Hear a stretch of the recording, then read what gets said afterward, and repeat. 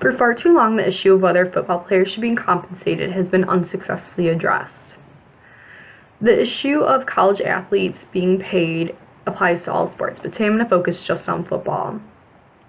Should a football player's tuition being paid for be enough to suffice for the work that he does for the university? With football-related things taking up much of a football player's time, how do we expect him to support himself financially? Forbes states on their website, Forbes.com, that typically 2 to 3 sports bring in the revenue to the universities, that being football, women's basketball, and men's basketball. The rest of the sports bring in little to no revenue, costing the universities money.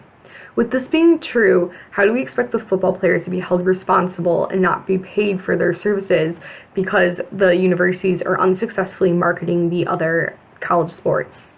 I'm going to talk today about the possible long-term health-related problems a football player can endure, and the time football takes up in a player's life. These points further my belief that football players should be compensated for their talent, not just in the form of a school tuition being paid for. The first thing I'm going to talk about is the possible long-term health-related issues that a football player could endure. Forbes states on their website, Forbes.com, that the lasting effects of playing multiple seasons can have a lifetime impact on a player's body. Researchers studied the brains of 165 people who played football and found CTE present in 131 of them. For the Concussion Legacy Foundation states on their website, concussionfoundation.org, that CTE is a progressive degenerative disease of the brain found in athletes, military veterans, and people who have suffered repetitive brain trauma. Brain trauma can cause the buildup of a protein called TAU, which slowly kills the brain cells. Once started, these changes in the brain appear to continue to progress even after the exposure to the trauma has ended. Possible symptoms include memory loss, confusion, impaired judgment, paranoia, impulse control, aggression, depression, and eventually progressive dementia. CTE cannot be officially detected in an athlete until after they have passed away. Another problem that is serious with concussions is that it could be contributing to the possible addiction problem an athlete may experience in adulthood. Lastly, the issue with football-related injuries is they will sometimes get painkillers for these injuries, and the problem with painkillers is that they could become addicted to it. The second issue I'm going to discuss today is the amount of time football takes up in a football player's life.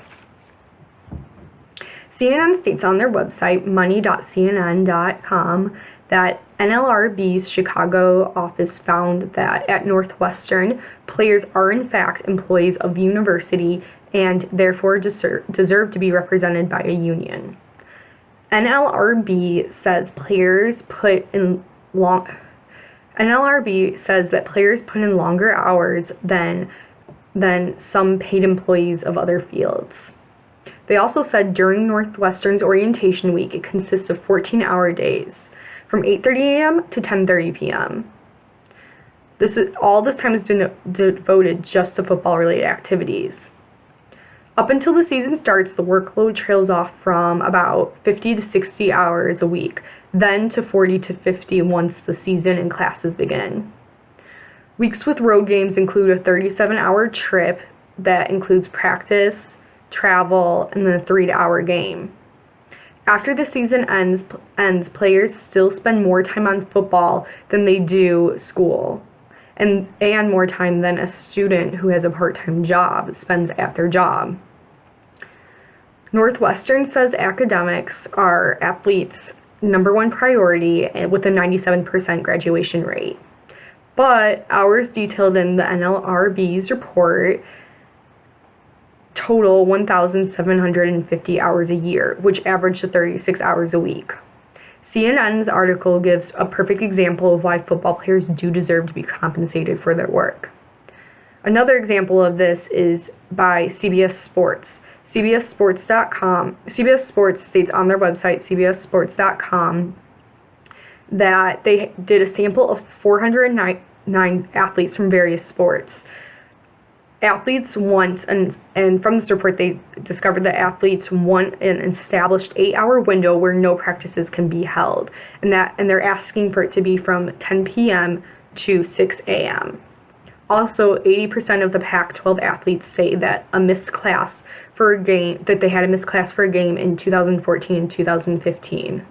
Other conclusions assert that even practices can prevent an athlete from attending class, and that's because practices can sometimes extend past the time they're supposed to.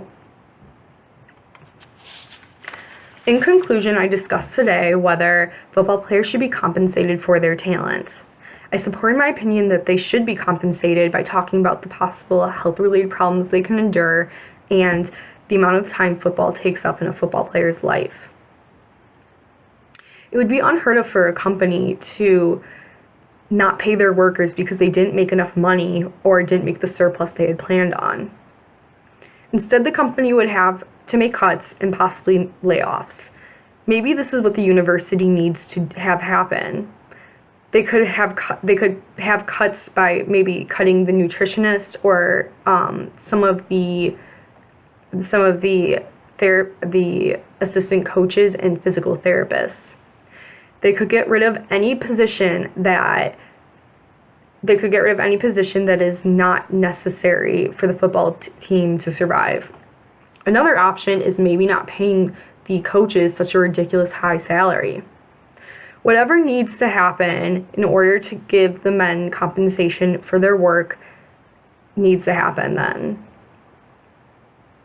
These young men put their bodies on the line and put their futures at stake. College football players need to be compensated for their time and their labor that they give to the universities that they play for.